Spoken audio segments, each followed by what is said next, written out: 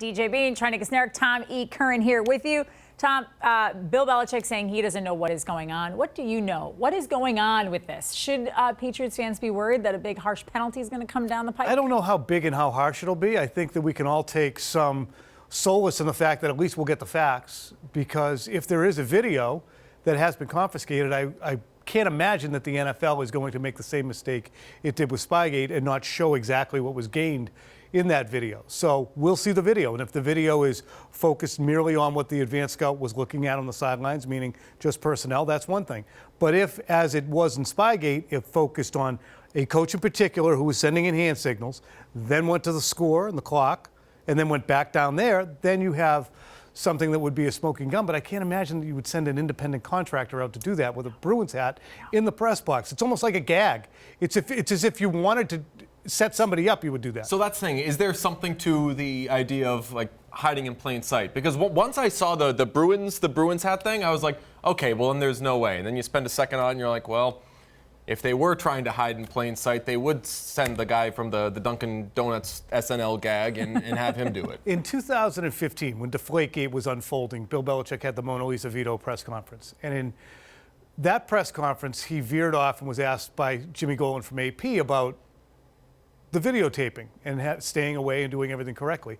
And Belichick was outstanding. And I don't think we have the video, but he just said, look, we'll never do it again. It was in front of 80,000 people. Everyone saw what we were doing. It was in front of 80,000 people. We were disciplined. We haven't done it since, and we will never, ever do it again. He understood the stain on the reputation, the cost of that for a negligible return. Negligible. He told me once, he goes, if I had 100 things to worry about on game day, that was somewhere around 99. Like, it didn't even enter his mind. So if that's not something that rises to the level of necessity, they're not going to try and pull it again with a guy in a Bruins hat. It does seem, I feel like the Patriots and Bill Belichick in particular, if they wanted to gain some advantage, they're too smart for this. Like, you wouldn't go the same route that you were alleged of going before either, right? Like, wouldn't you? I don't know. It just doesn't seem like a very Belichickian move, and I don't know. I understand why they're getting criticized. I understand why they're under the microscope, because it has happened in the past, or they've been accused of it in the past. But it just doesn't seem likely. No. And why doesn't it seem likely, in your opinion? It doesn't seem likely to me because of the cost. If you get caught, the cost benefit of the entire equation. It also doesn't seem likely because you can buy a ticket, sit in the stands and use a phone and zoom in. These phones are better than they were in 07. So if you want to specifically do that, you can easily do that the entire game. What is interesting, however, though, is, we do understand that Bill Belichick has his hands in everything. But again, when Josh McDaniels was in Denver, Dante Scarnecchia's son, Steve Scarnecchia, was on the staff, and he did some videotaping during that period of time. So I don't think that Josh told Steve Scarnecchia to do it necessarily, but the Broncos were punished. When Josh found out that it happened, he said, hey, look, they did this. They thought it was a good idea. It wasn't, right? And they fessed up to it. Are you, sorry, I don't mean, so are you insinuating that you think maybe whoever this kid was went rogue? Went rogue, for lack of a better word, was up there and was like, this might make somebody there happy. I'm going to get what they're doing on the sideline? Well, what I'm saying is, if we're casting about for some shred of a reasonable explanation for why someone would ever do that, that would be it. I don't think it happened. I don't think it's likely that we're going to find that out. I'm just saying, here's an instance from a few years ago where the head coach didn't know that was going on and someone else did that.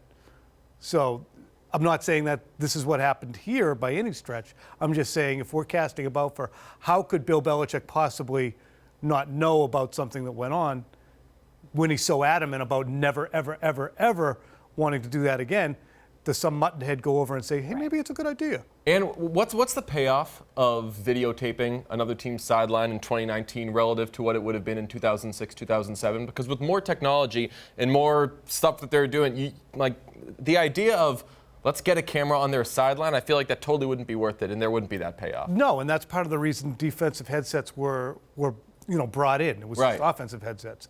The communication time, all those different things have been brought in. And To me, again, we're talking about an infraction that in 2007 rose to the level of a capital offense when it was really jaywalking. And that's why we look at this now as such a serious story, when in actuality, it's just signal deciphering, Right. even if it even happened.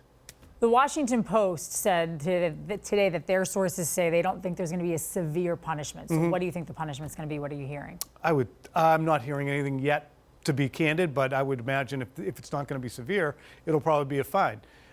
What's severe now? Is it $500,000? What's the cost of inflation, rate of inflation since then? It wouldn't be $1 that million. high, would it? Because it seems like a lot. This seems a lot different than '07. Yeah, but the salary cap's $190 million. You got to give rate of inflation, Trenni. Oh, I suppose. Just I mean, I guess. To me, what gotta is so be damaging responsible. is the narrative of, look, people are going to believe what they want to believe.